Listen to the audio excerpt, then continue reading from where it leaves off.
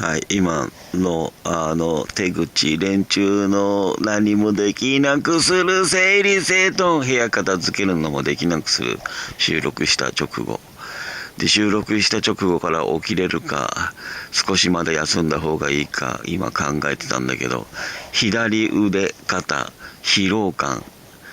マラソンとかですげえ走った後の体みたいな感じですごい疲労感。寝起きですよ。寝起きで二度寝するのか、このまま起きれるのかの境目から、さっき収録でこうやって横になった状態で天井を映しながら喋っただけで、その時に左腕で左手でカメラ持って喋っていただけで、左腕今すごい拷問で疲労感で動かせなくなってる。もう少し休みます。そういう状態。そうやって寝たきりにされています。わざと、ここまでね、だから、ここまで寝たきりで何もできなくてレビュー作業してこなかった状態でクビになったからって、さらにそこに上乗せで、三文芝居で、こんな感じで動けないんですって言い訳してるんじゃないですよ。そんなことする必要ないからね。左腕が疲労感で、今度右腕に移ってきたその疲労感が。左腕の疲労感が収まって、今度右腕に疲労感が移ってきて、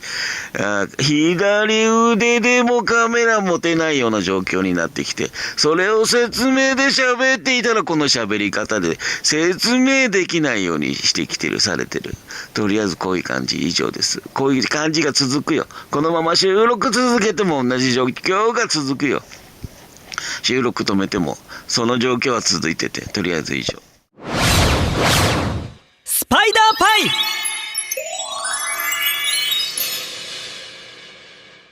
イ。はい、西暦日付一緒。アレクサ、今日の西暦。今日は2026年6月7日です。6月7日。股間攻撃されてるって話してるでしょ。で、あと、私が、この攻撃加害されながらも、できていること、耐えれていることっていうのは、ほとんどの人たちが同じ攻撃されても耐えられるとは思うけど、感づかない非侵襲性で生涯を終わらされた人たちは多いと思う。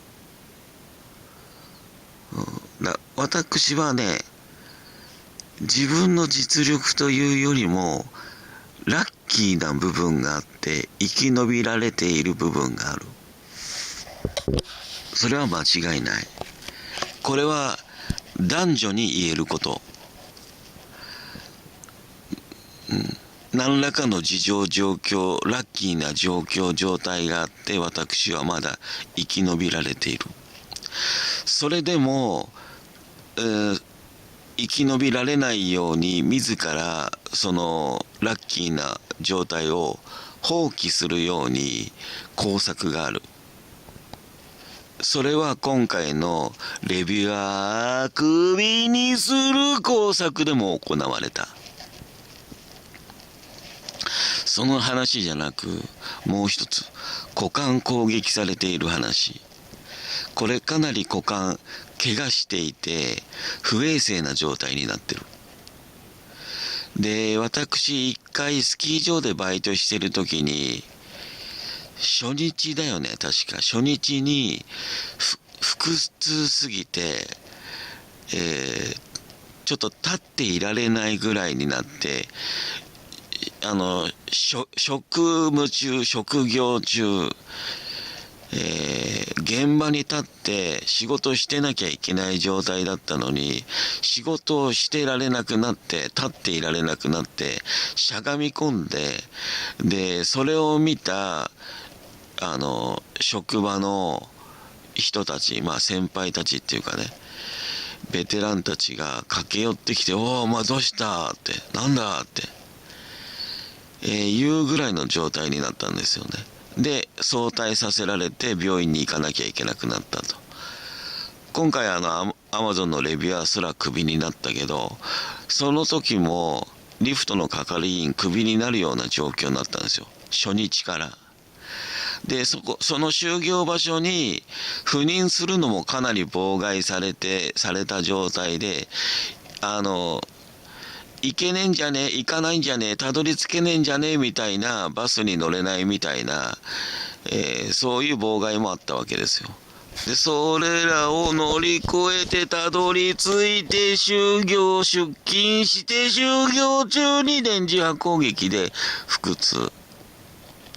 で、早退させられて病院。その時に、抗生物質とか、服用じゃなくって処方されて、でその時にネットとかでも聞いたり医者からも聞いたりして気づいた分かった話があって、でさらに親父は、腎臓かなんか悪くなったみたいな感じで腎不全か、親父と同じ遺伝みたいな状況の病気にして連中は託所丸しようとしている感じ、雰囲気があって、で親父も電磁波攻撃、あいうえお700様の家と同じように電磁波で丸されたような雰囲気があるんですよね。電磁波攻撃されてたような変な様子があったりとかして、その辺今ここで言わないけれどもね、例えば何か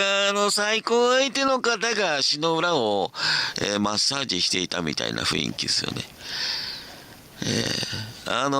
連中足の裏にも電磁波攻撃嫌がらせしてきますからね。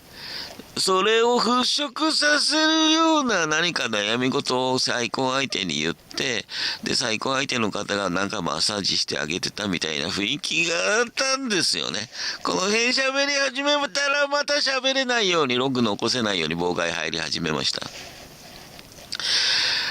それで何喋ってたっけ。そう、股間下半身不衛生にされる話、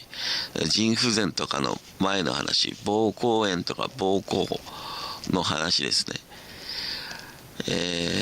私が食らっている被害、多くの方が耐えられるとして、で今度さらに私が今耐えている下半身不衛生にされる、やけどされる、遠隔から電磁波で、それらの話なんですけれども、これね、おそらく多くの男性は耐えられたとして、この攻撃されて、多くの女性はおそらく耐えられないですよ。老若男女問わず。なんか高速バス不衛生な状態、地震来た。こういう話にね到達すると来るんだよ。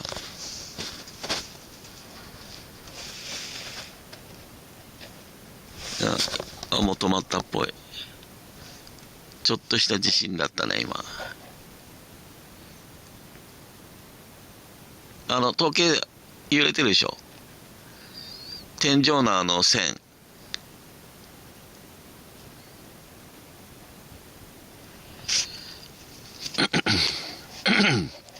喉に攻撃。地震とこれら関係あるんですよ。多くのね女性はね耐えられない。この下半身、それは女性っていうのは清潔的だからとかそういう話じゃなくて構造的に男は陰茎があるからばい菌が内臓まで遡りにくいんだって。だから原始時代とかも何かそういう作業、不衛生な状態で食料取りに行ったりとかなんか作業してても大丈夫で、女性はそういうところでも弱いからおとなしくしててね、綺麗にしててねみたいな感じだったみたいです。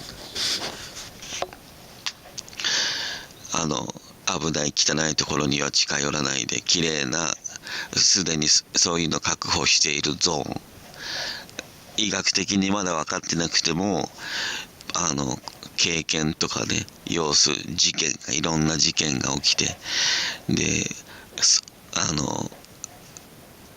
精霊崇拝みたいな感じで、ここには行っちゃダメだ、女は立ち入っちゃダメだみたいなことが多分あったんですよね。で、今私が食らっているこの加害っていうのは不衛生にされてて、匂うこともあるし、洗濯も妨害される、入浴も妨害される、そういうこともここにいるとされるわけでね。これ同じ嫌がらせ女性は耐えられないですよ。多分病気になってる。